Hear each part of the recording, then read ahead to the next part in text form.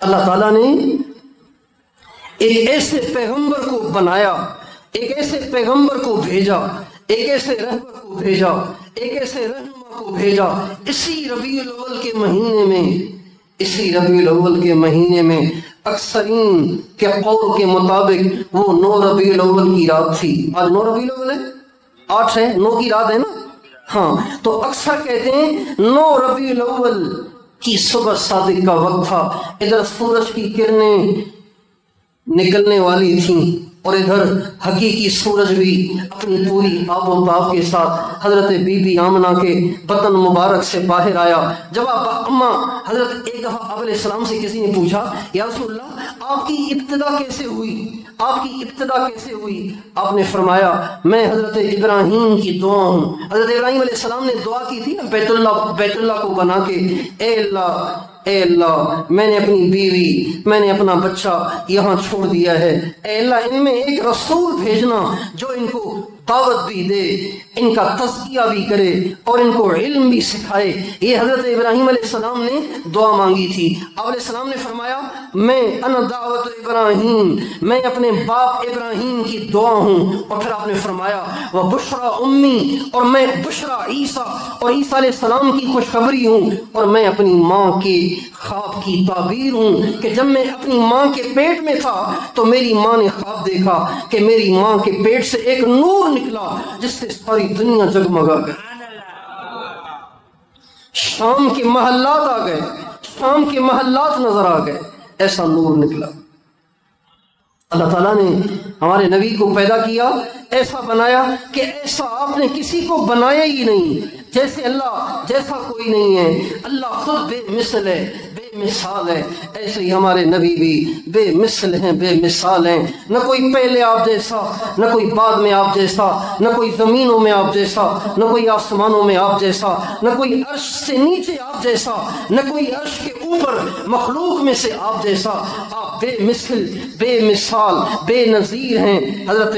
حسان بن ثابت نے آپ کی شان میں جو اشعار کہیں وہ اتنے فٹ ہیں، اتنے فٹ ہیں، اتنے فٹ ہیں کہ کسی شاعر کے اشعار ہمارے نبی پہ اتنے فٹ نہیں آتے جتنے ان کے اشعار فٹ آتے ہیں۔ چنانچہ وہ کہتے ہیں وَأَحْسَنَ مِنْكَ لَمْ تَرَ قَطُّ عَيْنِي وَأَجْمَلَ مِنْكَ لَمْ تَلِدِ النِّسَاءُ، اے میرے نبی آپ سے زیادہ حسین کسی آنکھ نے دیکھا نہیں، آپ سے زیادہ جمال والا کسی ماں نے جنا نہیں، خلقت مبرئا من کل عیب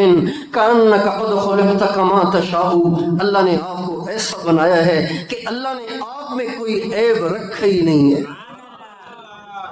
ہی نہیں ہے۔ اللہ عیب ہے، ہمارے نبی بھی بے عیب ہے، اللہ اپنے شایان شان بے عیب ہیں، ہمارے نبی اپنے شایان شان بے عیب ہیں۔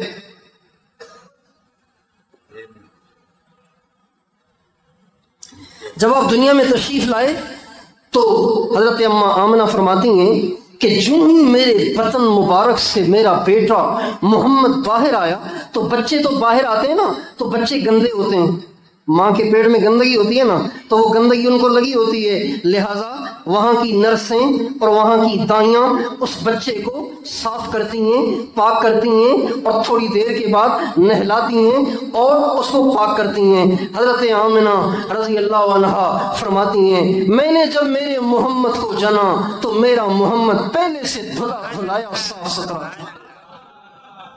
جب بچہ جنا جاتا ہے تو اس کی ناف ماں کی ناف کے ساتھ جڑی ہوتی ہے، چنانچہ اس کو کاٹنا پڑتا ہے۔ حضرت آمنہ فرماتی ہیں میرا محمد جب میرے پیٹ سے باہر آیا تو اس کی ناف پہلے ہی کٹی ہوئی تھی۔ جب بچے ماں کے پیٹ سے باہر آتے ہیں تو ان کا ختنہ کیا جاتا ہے، ان کا ختنہ کیا جاتا ہے، ان کا ختنہ کیا جاتا ہے، ان کی سنت ادا کی جاتی ہے، لیکن میرا محمد میرے پیٹ سے آیا تو اس کا ختنہ پہلے ہی ہوا تھا۔ جب بچہ ماں کے پیٹ سے باہر آتا ہے تو اس کا منہ دھلا کے اس کی آنکھوں میں سرما لگایا جاتا ہے، لیکن جب میرا محمد ماں کے پیٹ سے میرے پیٹ سے باہر آیا تو اس کی آنکھوں میں اللہ کی طرف سے پہلے ہی سرما لگا۔